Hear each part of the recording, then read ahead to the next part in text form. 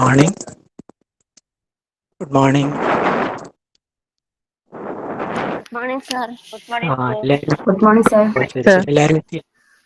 Morning good morning. സെമിനാറിന് എല്ലാവരും ready ആയിട്ടുണ്ടല്ലോ അല്ലേ? Topic ഒക്കെ നിങ്ങൾ എടുത്തില്ലേ എല്ലാവരും? സർ ഞങ്ങൾക്ക് സെന്ററിന് ചെയ്യാന്ന് പറഞ്ഞിട്ടുണ്ട് നിർമ്മലഗിരി. അവിടുന്ന് തന്നെ സെമിനാർ എടുപ്പിച്ചോളാന്ന് പറഞ്ഞിട്ടുണ്ട് അല്ലേ? ഉണ്ട്. ആയിക്കോട്ടെ. എന്നാ പിന്നെ നിങ്ങൾ ഇവിടുന്ന് എടുക്കണമെന്നില്ല. ആ മാർക്ക് നമുക്ക് ഇവിടുന്ന് എൻ്റർ ചെയ്യാൻ പറ്റുന്നുണ്ടാവില്ല. നിങ്ങൾ സ്റ്റഡി സെന്ററിൽ തന്നെ എൻ്റർ ചെയ്യേണ്ടി വരും. അതുകൊണ്ടാ. അവിടെ ചോദിച്ചപ്പോ അവിടെ നിന്ന് ചെയ്യാന്ന് പറഞ്ഞിട്ടുണ്ട്.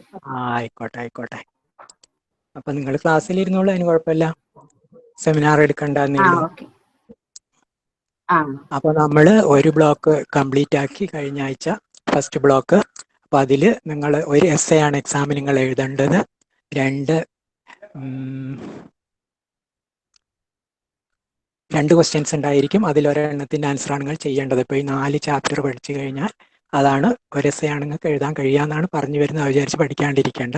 4 ബ്ലോക്കിൽ നിന്നും ഓരോ എസ് എ വീതം ആണ് നിങ്ങൾ എഴുതേണ്ടത്. അപ്പോൾ 1-2 ബ്ലോക്ക് മാത്രം പഠിച്ചു വിട്ടാൽ ശരിയാവില്ല. അതാണ് പറഞ്ഞത് കേട്ടോ. പക്ഷെ ഫസ്റ്റ് കുഴപ്പമില്ല, ഈസി ആയിട്ടുള്ള നിങ്ങൾക്ക് അറിയാവുന്നതാണ് എല്ലാ ചാപ്റ്ററും. അപ്പോൾ അതിൽ ആൻസർ നിങ്ങൾക്ക് എന്തായാലും ചെയ്യാനാവും. ഇനി നമുക്ക് രണ്ടാമത്തെ ബ്ലോക്കിലേക്ക് പോവാം. അതിൽ തിയറിറ്റിക്കലി ഇമ്പോർട്ടൻ്റ് ആയിട്ടുള്ള ചാപ്റ്റർ ആണ്. കുറച്ച് തിയറി ആയിട്ട് നമ്മൾ പഠിക്കേണ്ട കാര്യങ്ങളാണ്. മുഴുവനായിട്ടും നിങ്ങൾക്ക് അറിയാത്ത കാര്യങ്ങളുമാണ്. അപ്പോൾ അതിൽ information communication process, media and diffusion എന്ന് പറഞ്ഞ ചാപ്റ്ററാണ്. മെറ്റീരിയൽ ഉള്ളവർ എടുത്തു വെച്ചോളൂ. Page number 96. ഇൻഫോർമേഷൻ കമ്മ്യൂണിക്കേഷനെ പറ്റിയുള്ള കമ്മ്യൂണിക്കേഷൻ തിയറീസും മോഡൽസ് ഓഫ് കമ്മ്യൂണിക്കേഷൻ തിയറീസും ഒക്കെയാണ് പഠിക്കാനുള്ളത്. ഇത് മാറി മാറി ചോദിച്ചുകൊണ്ടേയിരിക്കും. ഒരു പ്രാവശ്യം മോഡൽസ് ഓഫ് കമ്മ്യൂണിക്കേഷൻ ആണ് ചോദിക്കുന്നതെങ്കിൽ അടുത്ത പ്രാവശ്യം മോഡൽസ് ഓഫ് ഡിഫ്യൂഷൻ ആയിരിക്കും ചോദിക്കുന്നത്. അപ്പോൾ ഇത് രണ്ടും എന്തായാലും നിങ്ങൾ പഠിച്ചു വെച്ചേ പറ്റൂ. അതുമല്ല പോയിന്റ്സ് ആയിട്ടുള്ളതാണ്, നിങ്ങൾക്ക് കറക്റ്റായിട്ട് എസ്സേ എഴുതാൻ പറ്റുന്നതാണ് കേട്ടോ. ഇതിൽ ഫസ്റ്റ് കുറച്ച് കാര്യങ്ങളൊക്കെ ഈ ചാപ്റ്ററിൽ വരുന്നുണ്ട്. അത് ജസ്റ്റ് ഒന്ന് വായിച്ചു പോവുക. അതിലൊന്ന് കൺസെപ്റ്റലൈസേഷൻ ഓഫ് ഇൻഫോർമേഷൻ എന്ന് പറഞ്ഞിട്ട്, കൺസെപ്റ്റലൈസേഷൻ ഓഫ് ഇൻഫോർമേഷൻ പല എക്സ്പേർട്ട് ആയിട്ടുള്ള ആളുകൾ ഫോം ചെയ്തിട്ടുള്ള കൺസെപ്റ്റ്, ഇൻഫോർമേഷൻ കൺസെപ്റ്റ് എന്താണെന്നുള്ളത് മാത്രമാണ് അതിൽ പറയുന്നത്. അതിൽ ജസ്റ്റ് ഒന്ന് നിങ്ങൾ വായിച്ചു പോവുക. എന്തെങ്കിലും ചോദിച്ചിട്ടുണ്ടെങ്കിൽ എഴുതാനായിട്ട്. അതിൽ ഫസ്റ്റ് ഇൻഫോർമേഷൻ ആസ് കമ്മോഡിറ്റി. എന്താ കമ്മോഡിറ്റി എന്ന് പറയുന്നത്? കമ്മോഡിറ്റി എന്ന് വെച്ചാൽ product which can be sold, traded, purchased, ഇങ്ങനെയുള്ളൊരു സംഭവത്തിന് നമ്മൾ കമ്മോഡിറ്റി എന്ന് പറയുന്നത്. ഒരു സാധനം നമുക്ക് വിറ്റ് കാശാക്കാൻ പറ്റുന്ന അല്ലെങ്കിൽ വാങ്ങിക്കാൻ പറ്റുന്ന സാധനത്തിന് നമ്മൾ കമ്മോഡിറ്റി എന്ന് പറയും. അതുപോലെ information is also A commodity. Information marketing ഒക്കെ നിങ്ങൾ പുതിയ ടേംസ് നിങ്ങൾ കേട്ടിട്ടുണ്ടായിരിക്കും. നമുക്ക് പഠിക്കാനുണ്ട്. അത് ഇൻഫർമേഷൻ മാർക്കറ്റിംഗ് എന്താണെന്നുള്ളത് പഠിക്കാനുണ്ട്. അപ്പോൾ അതിൽ കമ്മോഡിറ്റി ആയിട്ട് പറയാന്ന് വെച്ചാൽ എന്തായിരിക്കും ഇൻഫോർമേഷൻ മാർക്കറ്റിംഗ്? ഒന്ന് പറയുക ആരെങ്കിലും. ഇൻഫോർമേഷൻ മാർക്കറ്റിംഗ് എന്താണെന്ന് പറയോ? അറിയാവുന്ന ആരെങ്കിലും ഒന്ന് പറയൂ. നിങ്ങൾക്ക് അറിയാവുന്ന, നിങ്ങൾ അറിയുന്ന കൺസെപ്റ്റ് പറയൂ. ഇൻഫോർമേഷൻ മാർക്കറ്റിംഗ് കൊണ്ട് നിങ്ങൾ എന്താണ് മനസ്സിലാക്കിയെന്ന് പറയൂ. ആരും ഓർക്കുന്നില്ലേ? ഒന്നും പറഞ്ഞോളൂ. ബാക്കി ഞാൻ പറഞ്ഞുതരാം. സംശയിക്കേണ്ട, ബാക്കി ഞാൻ പറഞ്ഞുതരാം. നിങ്ങൾക്ക് അറിയും, നിങ്ങളെ കൺസെപ്റ്റ് എന്താണോ അത് പറയൂ. ഇൻഫോർമേഷൻ മാർക്കറ്റിംഗ് കൊണ്ട് ഉദ്ദേശിക്കുന്നത് എന്താ? ആർക്കും അറിയുന്നില്ല. ഇൻഫോർമേഷൻ മാർക്കറ്റിംഗ് പറയൂ. എന്താണ്? കേട്ടില്ലല്ലോ. എന്താ പറഞ്ഞത്? ഇവിടെ ഉദ്ദേശിക്കുന്നത് ഇൻഫോർമേഷൻ സർവീസ് അല്ലെങ്കിൽ ഇൻഫോർമേഷൻ പ്രോഡക്റ്റ്. ഇൻഫോർമേഷൻ പ്രോഡക്റ്റുകൾ, ഇൻഫോർമേഷൻ സർവീസുകൾ നമ്മൾ എക്കണോമിക് ടേംസിൽ ഡിഫൈൻ ചെയ്യുന്നതാണ് കമ്മോഡിറ്റി. അതെങ്ങനെയാണ് എക്കണോമിക് ടേംസിൽ ഇൻഫോർമേഷനെ ഡിഫൈൻ ചെയ്യുക? അല്ലെങ്കിൽ explain information in terms of economics. അതെങ്ങനെയാണ്? അപ്പോൾ നമ്മൾ സാധാരണ പ്രോഫിറ്റ് ഉണ്ടാക്കുന്ന ഒരു സ്ഥാപനം അല്ല. ഇൻഫോർമേഷൻ സെൻറ്ററും ലൈബ്രറി ഒന്നും ഒരു പ്രോഫിറ്റബിൾ അല്ല, സർവീസ് ഇൻസ്റ്റിറ്റ്യൂഷൻ ആണെന്ന് നമ്മൾ ഇതുവരെ പഠിച്ചു വെച്ചിട്ടുള്ളത്. പക്ഷേ ഇനി അത് മാറ്റാം. അതുകൊണ്ടാണ് ഇൻഫോർമേഷൻ മാർക്കറ്റിംഗ് ഉള്ള രീതിയിലേക്ക് വരുന്നത്. അപ്പോൾ അതിൽ ഇൻഫോർമേഷൻ പ്രോഡക്റ്റ് എന്ന് പറയുന്നത് ഏതൊക്കെയാണ്? നമ്മൾ ഇൻഫോർമേഷൻ പ്രോഡക്റ്റ്, നിങ്ങൾക്ക് അറിയാവുന്ന പ്രോഡക്റ്റ് ഏതൊക്കെയാണുള്ളത്? ഇൻഫോർമേഷൻ പ്രോഡക്റ്റ് ഏതാണ് നിങ്ങൾക്ക് അറിയാവുന്നത്? പിന്നെ ബിബ്ലിയോഗ്രാഫി, ഇൻഡെക്സ്, ഇങ്ങനെയുള്ള സാധനങ്ങളൊക്കെ ഇൻഫോർമേഷൻ പ്രോഡക്റ്റുകളാണ്. നമ്മൾ നിലവിലുള്ള പ്രൈമറി സോഴ്സ് അല്ലെങ്കിൽ നിലവിലുള്ള സോഴ്സ് ഉപയോഗിച്ച് നമ്മൾ പുതിയ ഒരു പ്രോഡക്റ്റ് നമ്മൾ ഉണ്ടാക്കുകയാണ്. യൂസേഴ്സിൻ്റെ ആവശ്യത്തിനനുസരിച്ച് നമ്മൾ പുതിയ പ്രോഡക്റ്റ് ഉണ്ടാക്കുന്നതാണ് ബിബ്ലിയോഗ്രാഫി, ഇൻഡെക്സ് എന്നൊക്കെ പറയുന്നത്. ഇതൊക്കെ ഇൻഫോർമേഷൻ പ്രോഡക്റ്റുകളാണ്. ഇതൊക്കെ നമുക്ക് ഒരു കമ്മോഡിറ്റി ആയിട്ട് മാറ്റാൻ പറ്റും. അതെങ്ങനെയാണ്? അപ്പോൾ നമ്മൾ എക്സാമ്പിൾ ഞങ്ങൾക്ക് മനസ്സിലാൻ വേണ്ടി പറയുകയാണ്. ഒരു എക്സാമ്പിൾ പറഞ്ഞപ്പോൾ നമ്മളൊരു പ്രൊഫഷണൽ ഇൻസ്റ്റിറ്റ്യൂഷനിലെ ലൈബ്രറിയിലാണെന്ന് വിചാരിക്കുക. ഒരു മെഡിക്കൽ കോളേജ് അല്ലെങ്കിൽ എഞ്ചിനീയറിംഗ് കോളേജ് പ്രൊഫഷണൽ ഇൻസ്റ്റിറ്റ്യൂഷനിലാണെന്ന് വിചാരിക്കുക. അപ്പോൾ അവിടെ ഇഷ്ടം പോലെ, ഇപ്പോൾ പ്രൊഫഷണൽ ഇൻസ്റ്റിറ്റ്യൂഷൻ ആണെങ്കിൽ 50 above ജേണൽസ് ഒക്കെ ഉണ്ടായിരിക്കണം. എന്താ ജേണൽസ്? ജേണൽസും മാഗസീൻസും തമ്മിലുള്ള വ്യത്യാസം എന്താ? ജേണൽസ് എന്താ ഒന്ന് പറയാരെങ്കിലും? നിങ്ങളിപ്പോൾ ലൈബ്രറിനായിട്ട് വർക്ക് ചെയ്യുന്നവരെല്ലാവരും ജേണൽസ് വരുന്നുണ്ടാവില്ല. ജേണൽസും മാഗസീൻസും തമ്മിൽ എന്താണ് വ്യത്യാസം? എന്താണ് ജേണൽസ്? പറയൂ, എന്താണ് ജേണൽസ്? ഒരു ഡെഫിനറ്റ് ടൈം പീരീഡിൽ ഇഷ്യൂ ചെയ്യുന്നതാണ് ജേർണലിസ്റ്റ്. അപ്പൊ മാഗസീൻസും ഡെഫിനിറ്റ് പീരീഡ് തന്നെയല്ലേ വരിക? 1 മാസം 3 മാസം 15 ദിവസം അങ്ങനെയൊക്കെ വരിക. എന്താണ് അതിലെ കണ്ടന്റിലൊരു വ്യത്യാസമുണ്ട്. മെയിൻ വ്യത്യാസം കണ്ടന്റിലാണ്. അതെന്താ? അതായത് ഒരു ഒരു പെർട്ടിക്കുലർ പ്രത്യേക സബ്ജക്റ്റിലായിരിക്കും ജേർണലിസ്റ്റ് ഉണ്ടാവുക. പ്രത്യേക സബ്ജക്റ്റിലാണ് ജേർണലിസ്റ്റ് ഉണ്ടാകുക. മറ്റേത് ജനറൽ ആണെന്നാണ് ഉദ്ദേശിച്ചത്. അത് കറക്റ്റായിട്ട് അങ്ങനെയല്ല പറയേണ്ടത്. കറക്റ്റായിട്ട് പറയേണ്ടത് അതെ അതെ അതെ അതെ അതെ റിസർച്ച് ആർട്ടിക്കിൾസ് ആണ് ജേർണൽ. അതാണ് നിങ്ങൾ ഒറ്റയടിക്ക് പറയേണ്ടത്. ഇപ്പൊ ഇന്റർവ്യൂലൊക്കെ ചോദിക്കുകയാണ് ഒറ്റയടിക്ക് പറയേണ്ടത് റിസർച്ച് ആർട്ടിക്കിൾസ് ആണ് ജേർണലിസ്റ്റിൽ ഉണ്ടായിരിക്കുക. അതൊരു പെർട്ടിക്കുലർ സബ്ജക്റ്റ് ആയിരിക്കും. പിന്നെ അത് സ്കോളർലി പബ്ലിക്കേഷൻ എന്നാണ് പറയുക. അതിന്റെ യൂസേഴ്സ് എന്ന് പറയുന്നത് ആ സബ്ജക്റ്റിലുള്ള എക്സ്പെർട്ട് ആയിട്ടുള്ള ആളുകൾ മാത്രമാണ്. ഇപ്പോൾ ലൈബ്രറി സയൻസിന്റെ ജേർണൽസ് ലൈബ്രറി സയൻസ് പഠിച്ചിട്ടുള്ളവർക്ക് മാത്രമേ അത് മനസ്സിലാവും. അവർക്ക് വേണ്ടി മാത്രമുള്ളതാണ് ലൈബ്രറി സയൻസിന്റെ ജേർണൽസ്. ഇതുപോലെ മറ്റ് സബ്ജക്റ്റിലും അതാത് സബ്ജക്റ്റിലുള്ളവർക്ക് വേണ്ടിയിട്ട് മാത്രമുള്ളതാണ് ജേർണൽസ്. ആ സബ്ജക്റ്റിലെ റിസർച്ച് ആർട്ടിക്കിൾസ് ആണ് ജേർണൽസിന്റെ കണ്ടന്റ് ആയിട്ട് വരിക. പക്ഷെ മാഗസീൻസ് സാധാരണ പറയുന്ന മാഗസീൻ ജനറൽ മാഗസീൻ അങ്ങനെയല്ല, അത് ആർക്കും വായിക്കാം. അത് പബ്ലിക്കിന് വേണ്ടിയിട്ടുള്ളതാണ്. ജനറൽ ആയിട്ടുള്ള ആർട്ടിക്കിൾസ് ആണ് അതിൻ്റെ അകത്ത് വരിക. ഇതാണ് വ്യത്യാസം രണ്ടും തമ്മിൽ കേട്ടോ. അപ്പോൾ ഈ ജേർണൽസ് ഒക്കെ എത്രയും വന്നു കഴിഞ്ഞാൽ നമുക്ക് അതിന്റെ പ്രോഡക്റ്റ് ഉണ്ടാക്കി മാറ്റാം. ബിബ്ലിയോഗ്രാഫി ഇപ്പോൾ ഏതെങ്കിലും ഒരു പർട്ടിക്കുലർ ടോപ്പിക്കിൽ മാത്രം വരുന്ന ഏറ്റവും പുതിയ ഏതെങ്കിലും ഇപ്പോൾ നാനോ ടെക്നോളജി ഇപ്പോൾ പറയുന്ന ഏതെങ്കിലും ഒരു പുതിയ ടോപ്പിക്കിൽ മാത്രം വരുന്ന ഫുൾ ആർട്ടിക്കിൾ വേണമെങ്കിൽ നമുക്ക് അതിന്റെ ബിബ്ലിയോഗ്രാഫി ഉണ്ടാക്കി വെക്കാം. ഇതിന്റെ യൂസേഴ്സ് ഉണ്ടായിരിക്കും. ഇത് പഠിക്കുന്ന മറ്റു കുട്ടികൾക്ക് ഈ ബിബ്ലിയോഗ്രാഫി കിട്ടുകയാണെങ്കിൽ ഏറ്റവും യൂസ്ഫുൾ ആയിരിക്കും. മുഴുവൻ ജേർണൽസും തപ്പുന്നതിന് പകരം ഈ ബിബ്ലിയോഗ്രാഫി അവർക്ക് കിട്ടിക്കഴിഞ്ഞാൽ എത്രയും വേഗം ചെയ്യാനാവും. ഇപ്പോൾ പ്രോജക്റ്റും ഒക്കെ ചെയ്യുന്നവരാണെങ്കിൽ റിസർച്ച് ഒക്കെ ചെയ്യുന്നവരാണെങ്കിൽ ഈ ബിബ്ലിയോഗ്രാഫി എന്ന് പറയുന്നത് അവർക്ക് കുറേ ടൈം സേവ് ചെയ്യാനുള്ള ഏറ്റവും നല്ലൊരു മാർഗ്ഗമാണ്. അപ്പോൾ അതൊരു ഇമ്പോർട്ടൻറ്റ് പ്രോഡക്റ്റ് ആണ്. അപ്പോൾ അതൊരു കമ്മോഡിറ്റി ആയിട്ട് നമുക്ക് മാറ്റാം. എക്കണോമിക് പിന്നെ ബെനിഫിറ്റ് ഉണ്ടാക്കുന്ന രീതിയിൽ നമുക്ക് ഈ പ്രോഡക്റ്റ് മാറ്റാനാവും. ഇതാണ് commodity. Information as A commodity എന്ന് പറയുന്നത് explain information in terms of economics. അതിനാണ് ഇൻഫോർമേഷൻ ആസ് കമ്മോഡിറ്റി എന്ന് പറയുന്നത്. അത് മാർക്കറ്റിംഗ് ഇൻഫോർമേഷൻ മാർക്കറ്റിംഗ് ചെയ്യാത്രേ ഉദ്ദേശിച്ചിട്ടുള്ളൂ. പിന്നെ നിങ്ങൾക്ക് അറിയുന്ന അങ്ങോട്ട് എഴുതിയാൽ മതി എന്താണെന്ന് വെച്ചാൽ കേട്ടോ. പിന്നെ രണ്ടാമത്തെ information as data in environment എന്നൊക്കെ പറയുന്നുണ്ട്. അപ്പോൾ ഇവന്റ്സ് ഒക്കെ ഓരോ സംഭവങ്ങളായി ഒബ്ജക്റ്റ് ആർട്ടിഫാക്ട്സ് അവിടെ എൻവയോൺമെന്റിലുള്ളതെല്ലാം ഇൻഫോർമേഷൻ ആണ് എന്നുള്ള രീതിയിലാണ് അവിടെ പറയുന്നത്. പിന്നെ information as representation of knowledge. Knowledge എന്ന് പറയുന്നത് sum total of bits of information ആണ്. അപ്പോൾ ഒരു നോളജ് നമ്മൾ പറയുമ്പോൾ അതിൽ കുറേ ഇൻഫോർമേഷൻ കളക്ട് ചെയ്തിട്ടുള്ള സം ടോട്ടൽ ഓഫ് ഇൻഫോർമേഷൻ, അതിന് information representation of knowledge information എന്ന് പറയുന്നത്. പിന്നെ information as A part of communication process. Communication ഉള്ളത് ഇമ്പോർട്ടൻ്റ് ആയിട്ടുള്ള ഹ്യൂമൻ ബീങ്സ് അത് ഇമ്പോർട്ടൻ്റ് ആയിട്ടുള്ള എടുക്കുമ്പോൾ അപ്പോൾ അവിടെ നമ്മൾ കമ്മ്യൂണിക്കേറ്റ് ചെയ്യുന്നത് മുഴുവനും ഇൻഫോർമേഷൻ ആണ്. അപ്പോൾ ആ കമ്മ്യൂണിക്കേഷൻ്റെ കണ്ടന്റ് ഉള്ള രീതിയിൽ ഇൻഫോർമേഷനെ റെപ്രസെന്റ് ചെയ്യുന്നതാണ് communication process. Part of communication process എന്ന് പറയുന്നത്. അതൊക്കെ ജസ്റ്റ് നിങ്ങൾ നോക്കി വെക്കുക മാത്രം. എന്തെങ്കിലും ചോദിച്ചാൽ അതിലൊക്കെ എഴുതി ചേർക്കാൻ വേണ്ടി മാത്രം കേട്ടോ. പിന്നെ ഡെഫിനേഷൻ ഓഫ് കമ്മ്യൂണിക്കേഷൻ ആണ്. കമ്മ്യൂണിക്കേഷൻ്റെ ഡെഫിനേഷനാണ് പറയുന്നത്. കമ്മ്യൂണിക്കേഷൻ എന്ന് പറഞ്ഞാൽ എന്താണ്? Transfer of information from a source through a channel to a destination എന്നാണ് പറയുക. Transfer of information from a through a channel from a source to a destination. Transfer of information from a source through a channel to a destination. ഇതിനാണ് നമ്മൾ communication എന്ന് പറയുക. ഒരു സോഴ്സിൽ നിന്ന് ഒരു ചാനൽ വഴി ഒരു ഡെസ്റ്റിനേഷനിലേക്ക് ഇൻഫർമേഷൻ പാസ് ചെയ്യുന്നതിനാണ് കമ്മ്യൂണിക്കേഷൻ എന്ന് പറയുന്നത്. അപ്പോൾ അതിലൊരു ഡെഫിനേഷൻ പറഞ്ഞിട്ടുണ്ട് നിങ്ങളുടെ ബുക്കിനകത്ത് പേജ് നമ്പർ 100 നോക്കിക്കഴിഞ്ഞാൽ ഡെഫിനേഷൻ ഓഫ് കമ്മ്യൂണിക്കേഷൻ എന്ന് പറഞ്ഞു കൊടുത്തിട്ടുണ്ട്. The imparting, conveying or exchanging of ideas and knowledge, whether by speech, writing or sign. ഏതെങ്കിലും ഒന്ന് നിങ്ങൾ ഓർത്തിരിക്കുക, അത് പറയാത്രേ ഉള്ളൂ കേട്ടോ. പക്ഷേ ഇത് ഓക്സ്ഫോർഡ് ഡിക്ഷണറിന്റെ ഡെഫിനിഷൻ ആണ് കേട്ടോ. ഓക്സ്ഫോർഡ് ഡിക്ഷണറി പറഞ്ഞിട്ടുള്ള ഡെഫിനിഷൻ ആണ്. അപ്പൊ അതൊന്ന് നോക്കാം. പിന്നെ ചാനൽസ് ഓഫ് കമ്മ്യൂണിക്കേഷൻ ഏത് വഴി ആണ് ചെയ്യുന്നത് എന്നുള്ളത്. Oral communication, communication through speech. Oral communication speech, sound, speech വെച്ചിട്ട് നമ്മൾ കമ്മ്യൂണിക്കേറ്റ് ചെയ്യുന്നതാണ് ഓറൽ കമ്മ്യൂണിക്കേഷൻ. പിന്നെ റിട്ടേൺ കമ്മ്യൂണിക്കേഷൻ, റിട്ടേൺ ഫോമിൽ കമ്മ്യൂണിക്കേഷൻ ചെയ്യുന്നത് റിട്ടേൺ കമ്മ്യൂണിക്കേഷൻ. അതുപോലെ ടൈപ്പ് ഓഫ് കമ്മ്യൂണിക്കേഷൻ. അപ്പോൾ ഇവിടെയൊക്കെ സാധാരണ ചോദിക്കാറുള്ളതെങ്കിൽ define communication and explain the type of communication. അങ്ങനെയൊക്കെ 2 ക്വസ്റ്റ്യൻസ് വെച്ചിട്ടായിരിക്കും ചോദിക്കുന്നുണ്ടാവുക. അപ്പോൾ ഈ ടൈപ്പ് ഓഫ് കമ്മ്യൂണിക്കേഷൻ ഒക്കെ നിങ്ങൾ എന്തായാലും അറിഞ്ഞിരിക്കണം കേട്ടോ. ടൈപ്പ് ഓഫ് ഒന്നും അറിയാനുള്ള പോയിന്റ്സ് മാത്രം നിങ്ങൾ ഓർത്തിരുന്നാൽ മതി, ബാക്കി നിങ്ങൾ സ്വന്തമായിട്ട് ഇടാം. Non vocal and vocal communication. Non vocal എന്ന് പറയുന്നത് എന്താണ്? വോക്കൽ സൗണ്ടൊന്നും ഇല്ലാതെ നമ്മൾ സൈൻ, സിംബൽ, സിഗ്നൽസ് ഇതൊക്കെ വെച്ചിട്ട് നമ്മൾ കമ്മ്യൂണിക്കേറ്റ് ചെയ്യുന്നതാണ് നോൺ വോക്കൽ കമ്മ്യൂണിക്കേഷൻ. ഇപ്പോൾ ട്രാഫിക്കിൽ യൂസ് ചെയ്യുന്ന സിംബൽസും സൈനും കുറേ സംഭവങ്ങളില്ലേ, അത് കാണിച്ച് അതൊക്കെ നമ്മൾ കമ്മ്യൂണിക്കേറ്റ് ചെയ്യുന്നുണ്ട്.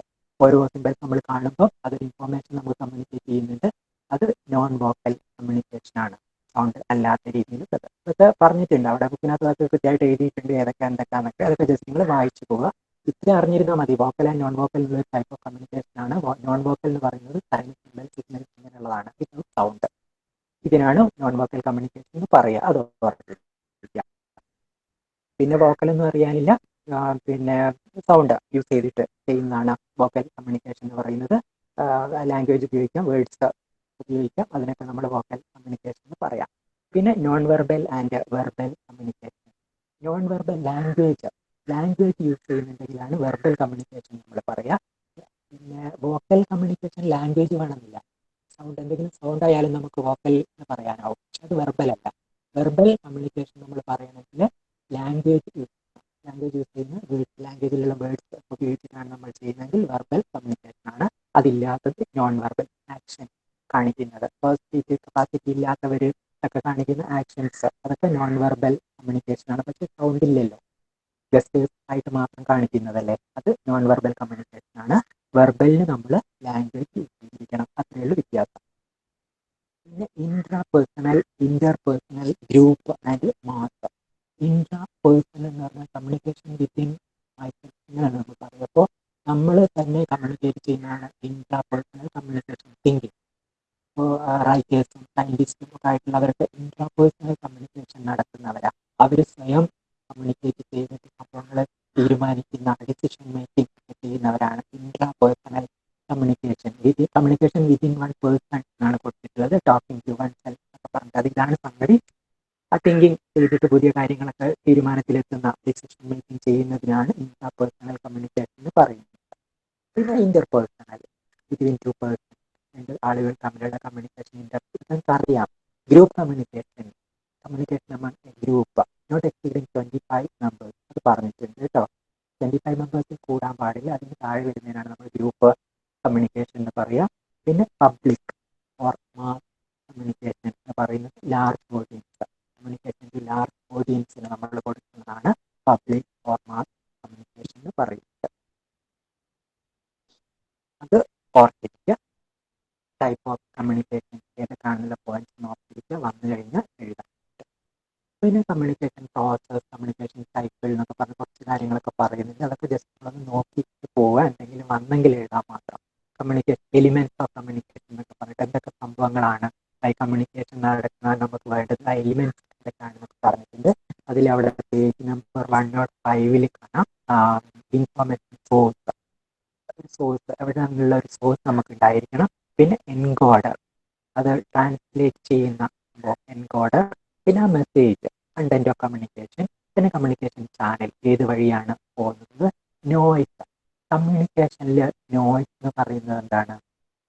ഇതും ടെസ്റ്റിനൊക്കെ ചോദിക്കും നിങ്ങൾ തെറ്റിക്കാൻ വേണ്ടിയിട്ട്. നോയ്സ് എന്ന് പറയുന്നത് കമ്മ്യൂണിക്കേഷനിൽ ഡിസ്റ്റർബൻസ് ഇൻ കമ്മ്യൂണിക്കേഷൻ ആണ് നമ്മൾ നോയ്സ് പറയാം. അത് സൗണ്ട് എന്നുള്ള രീതിയിലല്ല കേട്ടോ. കമ്മ്യൂണിക്കേഷൻ ഇപ്പോൾ റെസിസ്റ്റൻസ്, ഇപ്പോൾ ഇലക്ട്രോണിക് കമ്മ്യൂണിക്കേഷനിൽ വരുന്ന റെസിസ്റ്റൻസ് ഒക്കെ വരുന്നുണ്ടെങ്കിൽ അതിന് നമ്മൾ നോയ്സ് എന്നാണ് പറയുക. അല്ലാണ്ട് സൗണ്ടിന് മാത്രമല്ല നമ്മൾ കമ്മ്യൂണിക്കേഷൻ്റെ നോയ്സ് എന്ന് പറയുന്നത്. ഡിസ്റ്റർബൻസ് ഇൻ കമ്മ്യൂണിക്കേഷൻ എന്നാണ് പറയുക. അത് ഓപ്ഷനിൽ അങ്ങനെയാണ് ഉണ്ടാവുക. ചിലപ്പോൾ ഡിസ്റ്റർബൻസിൻ്റെ സൗണ്ടിൻ്റെ കാര്യങ്ങളൊക്കെ പറയുന്നുണ്ടായിരിക്കും. അതൊന്നും അല്ല ഓപ്ഷൻ എടുത്ത് ആൻസർ ആയിട്ട് വരേണ്ടത്. നോയ്സ് എന്ന് പറയുന്നത് ഡിസ്റ്റർബൻസ് ഇൻ കമ്മ്യൂണിക്കേഷൻ ആണ് നോയ്സ്. അത് സൗണ്ട് മാത്രമൊന്നുമല്ല, റെസിസ്റ്റൻസ് ആണെങ്കിലും നമ്മൾ അതിന് നോയ്സ് എന്നാണ് പറയുന്നത്. പിന്നെ ഡീകോഡർ, പിച്ച് മാറ്റുന്നതാണ് ഡീകോഡർ. പിന്നെ റിസീവർ. ഇത്രയെണ്ണം ആ കമ്മ്യൂണിക്കേഷനിൽ എലിമെന്റ്സ് ആയിട്ടുണ്ട് എന്നാണ് പറയുന്നത്. അതൊക്കെ ജസ്റ്റ് നിങ്ങളൊന്ന് വായിച്ചു പോവുക. ഇനി പറയുന്നത് മോഡൽസ് ഓഫ്, പിന്നെ ഇലക്ട്രോണിക് മീഡിയ പറയുന്നുണ്ട്. ഏതൊക്കെ മീഡിയ എന്നുള്ളത് പ്രിന്റ് മീഡിയ, ഇലക്ട്രോണിക് മീഡിയ എന്നൊക്കെ പറഞ്ഞു കൊടുത്തിട്ടുണ്ട്. ഇലക്ട്രോണിക് മീഡിയയിൽ ടെലിഗ്രാഫാണ് പറഞ്ഞത്. ടെലിഗ്രാഫ് ഇപ്പം പറയണ്ട, 106 പേജ് നമ്പർ 106 ടെലിഗ്രാഫ് നമുക്കിപ്പോൾ പറയാനില്ലല്ലോ. ടെലിഗ്രാഫ് വേണ്ട. ടെലിഫോൺ ഉണ്ട്, ബ്രോഡ്കാസ്റ്റിംഗ് മീഡിയ ഉണ്ട്, electronic mail, video text and teletext. Video ടെക്സ്റ്റും ടെലിടെക്സ്റ്റും തമ്മിലൊരു വ്യത്യാസമുണ്ട്. ഇതും ടെക്സ്റ്റിനൊക്കെ ചോദിക്കുന്നതാണ്. വീഡിയോ ടെക്സ്റ്റും ടെലിടെക്സ്റ്റും. Teletext delivered over air, video text delivered by wire. ഇതാണ് വ്യത്യാസം. പിന്നെ വയർ കമ്മ്യൂണിക്കേഷൻ, ഈ വയറില്ലാതെ കമ്മ്യൂണിക്കേറ്റ് ചെയ്യുന്നതാണ് ടെലിടെക്സ്റ്റ് എന്ന് പറയുന്നത്, ത്രൂ എയർ. അത് അങ്ങനെ ചെയ്യുന്നത്. പിന്നെ വീഡിയോ ടെക്സ്റ്റ് ആണെങ്കിൽ ബൈ വയർ, അതിനാണ് നമ്മൾ വീഡിയോ ടെക്സ്റ്റ് എന്ന് പറയുക കേട്ടോ. അത് ഓർത്തിരുന്നാൽ മതി. ഡെലിവേർഡ് ബൈ എയർ ആണ് ടെലിടെക്സ്റ്റ്, ഡെലിവേർഡ് ബൈ വയർ ആണ് വീഡിയോ ടെക്സ്റ്റ്. പിന്നെ മോഡൽസ് ഓഫ് കമ്മ്യൂണിക്കേഷൻ ആണ്. ഇത് ഞാൻ ആർക്കും കൊടുത്തിട്ടുണ്ട്. അതാരാ? അവരിപ്പം എടുക്കുക. സെമിനാർ എടുക്കാനായിട്ട് ഒരാൾക്ക് കൊടുത്തിട്ടുണ്ട് മോഡൽസ് ഓഫ് കമ്മ്യൂണിക്കേഷൻ. അവർ ഇപ്പം അതെടുക്കാം. ആരാണ്? ഞാനാ സർ. ആരാ? സിറിൻ മുഹമ്മദാ? ആ റെഡി അല്ലേ? ആ റെഡിയാ. എന്താന്ന് വെച്ചാൽ നിങ്ങൾക്ക് ആ കണ്ടന്റ് ഇതെന്താണ്, ഈ മോഡൽസ് ഓഫ് കമ്മ്യൂണിക്കേഷൻ, അതിൽ പറയുന്ന 2-3 ടൈപ്പ് അതെന്താണെന്നൊന്ന് പറഞ്ഞ് മനസ്സിലാക്കുക. ഇതാണ് ചെയ്യുന്നത്. ആ ഓക്കെ, എടുക്കട്ടെ. ഓക്കെ, മോഡൽസ് ഓഫ് കമ്മ്യൂണിക്കേഷൻ എന്ന് പറയുമ്പം ഫസ്റ്റ് നമുക്ക് കമ്മ്യൂണിക്കേഷൻ എന്താണെന്ന് നോക്കാം. കമ്മ്യൂണിക്കേഷൻ നമ്മൾ സിമ്പിളായിട്ട് പറയുമ്പോൾ it's A means of sending and receiving information ആണ് സിമ്പിളായിട്ട് ഒരു കമ്മ്യൂണിക്കേഷൻ എന്താണെന്ന് പറയുമ്പോൾ. പിന്നെ കേൾക്കുന്നുണ്ടോ? ഹലോ? കേൾക്കുന്നുണ്ട്. ഓക്കെ. പിന്നെ നമ്മൾ ടെക്സ്റ്റ് ബുക്കിൽ കമ്മ്യൂണിക്കേഷൻ ഒരു ഡെഫിനിഷൻ കൊടുത്തിട്ടുണ്ട് ബൈ ഓക്സ്ഫോർഡ് ഡിക്ഷണറി. അതെന്താ പറയുന്നത് വെച്ച് കഴിഞ്ഞാൽ, communication may be defined as the imparting, conveying or exchanging of ideas and knowledge whether by speech, writing or signs. അതായത് കമ്മ്യൂണിക്കേഷൻ എന്ന് പറഞ്ഞാൽ നമ്മൾ ഐഡിയാസിൻ്റെയും നോളജിൻ്റെയും എക്സ്ചേഞ്ചിങ് അല്ലെങ്കിൽ അതൊരു മറ്റൊരാൾക്ക് കൺവേ ചെയ്ത് കൊടുക്കുക. അത് it can be through speech അല്ലെങ്കിൽ റൈറ്റിംഗ് ഓർ ത്രൂ സയൻസ്. അതിനാണ് കമ്മ്യൂണിക്കേഷൻ എന്ന് പറയുന്നത്. പിന്നെ മോഡൽസ് ഓഫ് കമ്മ്യൂണിക്കേഷൻ എന്ന് പറയുമ്പോൾ the conceptual models used to explain the human communication process. Humans തമ്മിലുള്ള കമ്മ്യൂണിക്കേഷൻ പ്രോസസ്സ് എങ്ങനെയാണ് നടക്കുന്നതെന്ന് കാണിക്കാനുള്ള മോഡൽസ് ആണ് മോഡൽസ് ഓഫ് കമ്മ്യൂണിക്കേഷൻ എന്ന് പറയുന്നത്. അപ്പം എല്ലാ കമ്മ്യൂണിക്കേഷൻ മോഡൽസിനും കുറച്ച് ബേസിക് കോൺസെപ്റ്റ്സ് ഉണ്ടാവും.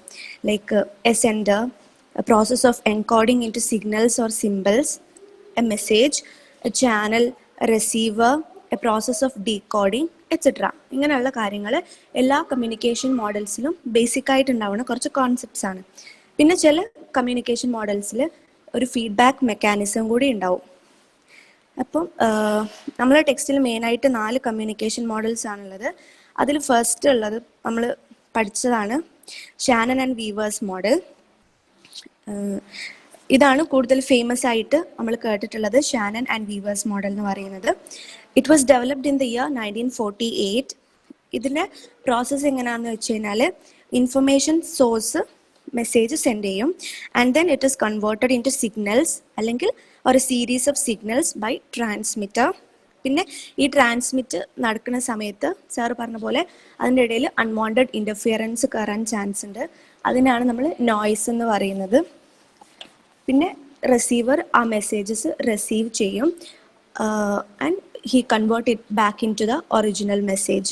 ഇതാണ് ഇതിൻ്റെ പ്രോസസ്സ് എന്ന് പറയുന്നത്. പിന്നെ ഈ കമ്മ്യൂണിക്കേഷൻ പ്രോസസ്സ് പറയുന്നത് it's a straightforward model എന്നാണ് പറയുന്നത്. ആൻഡ് അതിൽ ഈ ഷാനൻ ആൻഡ് വീവർ ഇതിൽ എൻകോഡിങ് ആൻഡ് ഡീകോഡിങ് നടക്കുന്നുണ്ടെന്ന് പറയുന്നുണ്ട്. അതുപോലെ തന്നെ നോയ്സ്, ഈ കമ്മ്യൂണിക്കേഷൻ പ്രോസസ്സിൻ്റെ ഇടയിൽ നോയ്സ് നടക്കുന്നുണ്ട് എന്നതൊക്കെ അവർ ഐഡൻറ്റിഫൈ ചെയ്തിട്ടുള്ള കാര്യമാണ്. എന്നാലും ഈ model it has been criticised.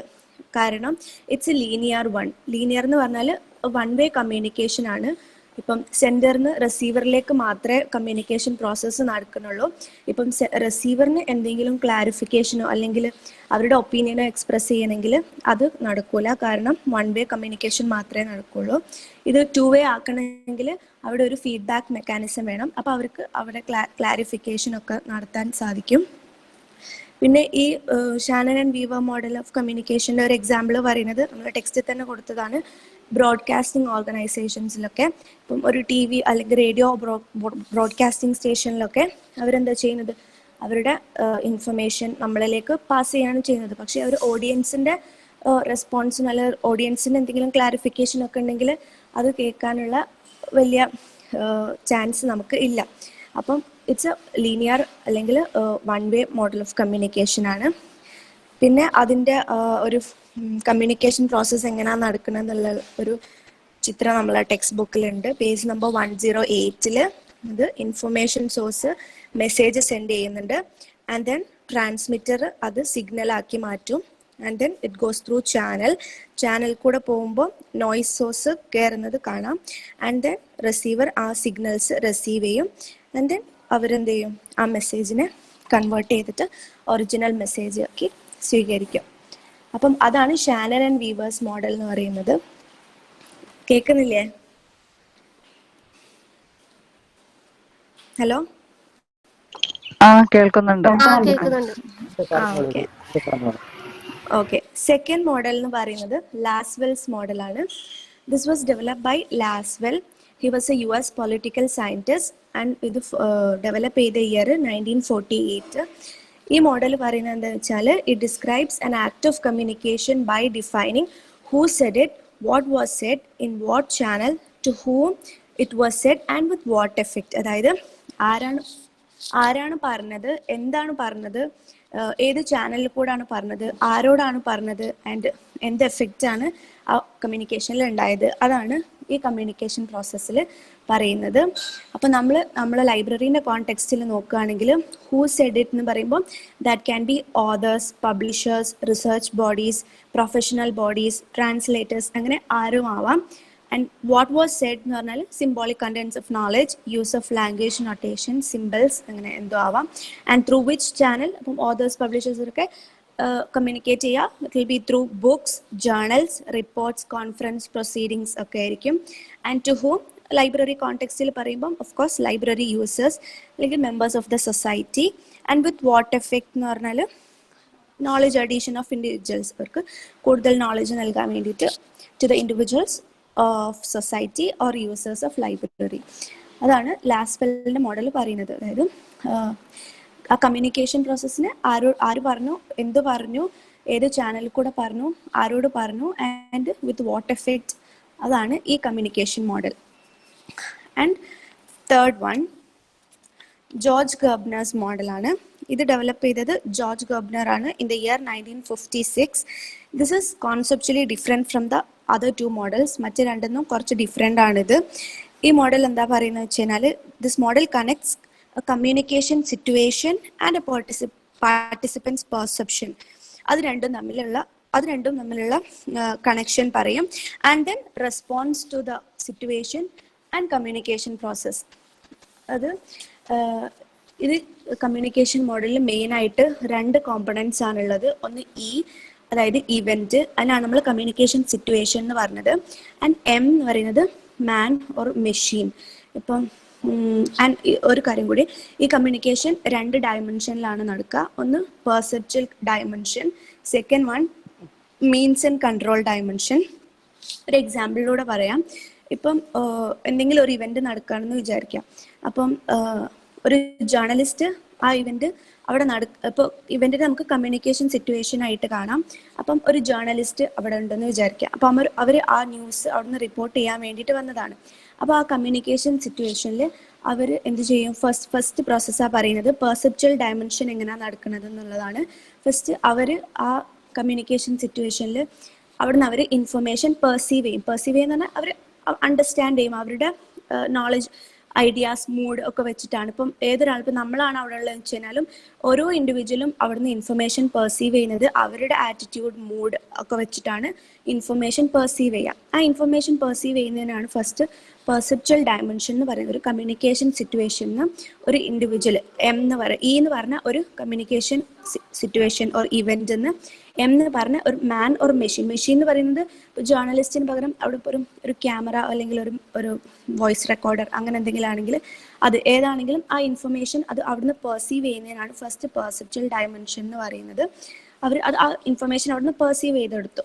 And then means and control ഡയമെൻഷനിൽ പറയുന്നത് പിന്നെ അവർ ആ പെർസീവ് ചെയ്ത ഇൻഫർമേഷൻ എങ്ങനെ അത് കമ്മ്യൂണിക്കേറ്റ് ചെയ്യുന്നു, ആ കമ്മ്യൂണിക്കേഷൻ പ്രോസസ്സ് നടക്കണം, അതാണ് മീൻസ് ആൻഡ് കൺട്രോൾ ഡയമെൻഷൻ.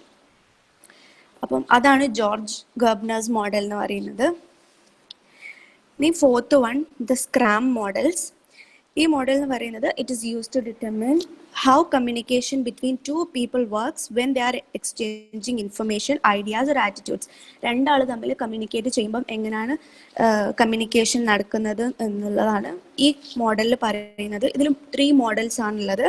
അതിൽ ഫസ്റ്റ് വൺ സ്ക്രാം മോഡൽ 1 പറയുന്നത് it's kind of similar to Shannon and Weaver's model. Linear മോഡലാണ്.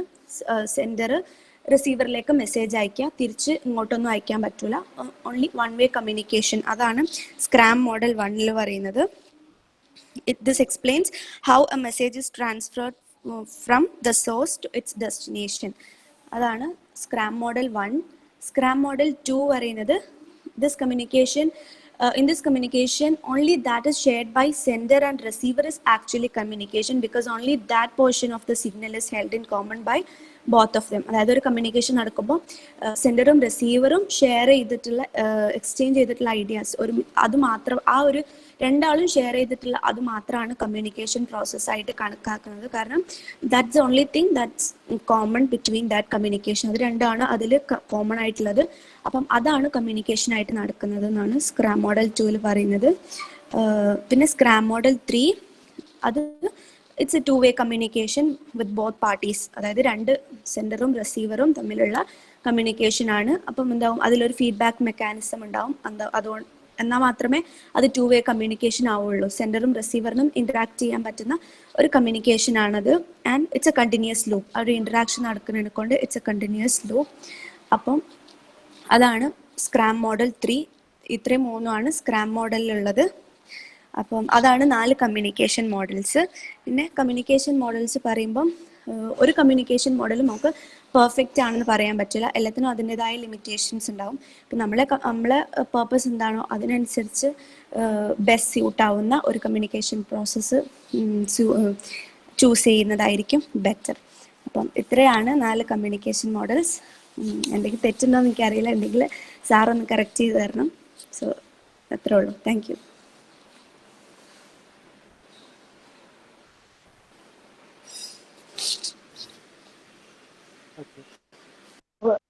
മോഡൽസ് ഓഫ് കമ്മ്യൂണിക്കേഷൻ്റെ 4 കൃത്യമായിട്ട് പറഞ്ഞിട്ടുണ്ട്.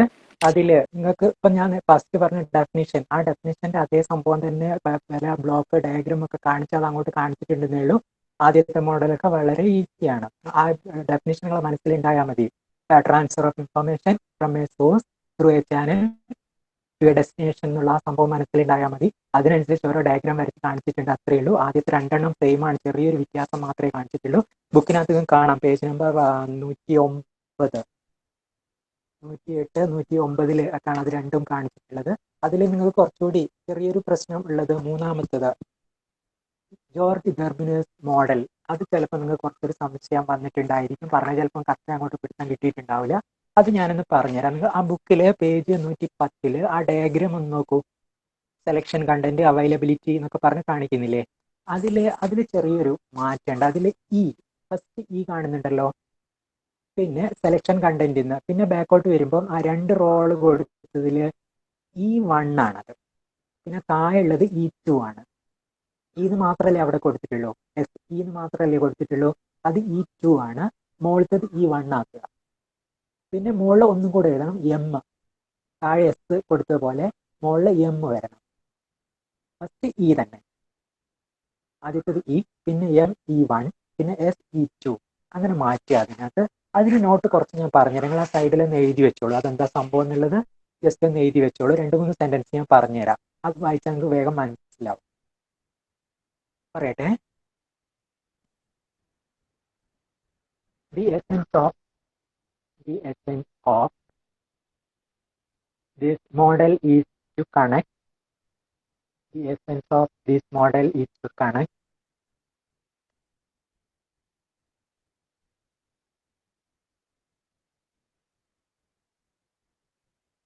the communication situation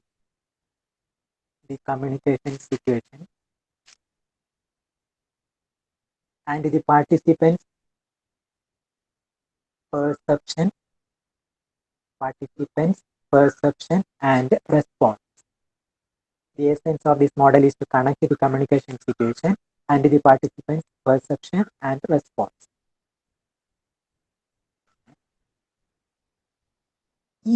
എന്നുള്ള ക്യാപിറ്റൽ ലെറ്ററിൽ സിംഗിൾ കൊട്ടേഷനിൽ കൊടുക്കുക.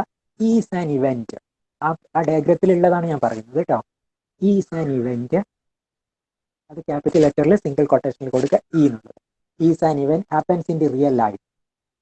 happens in the real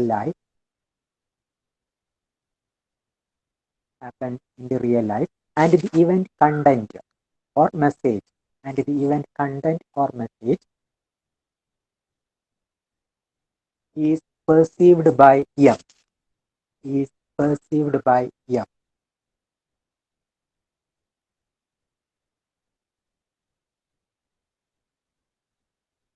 The perceived messages is E1.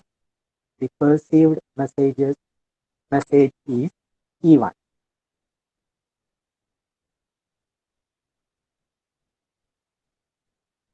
The perceived message is E1. Any man or machine cannot perceive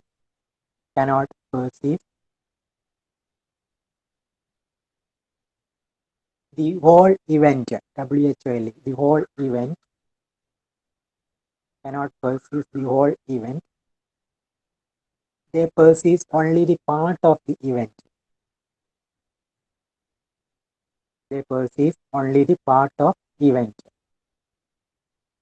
This is known as perceptual dimension.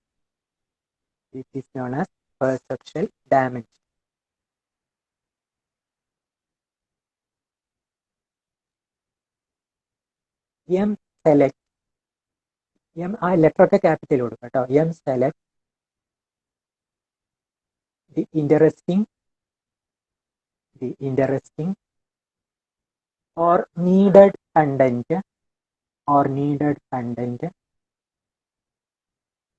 from the entire event.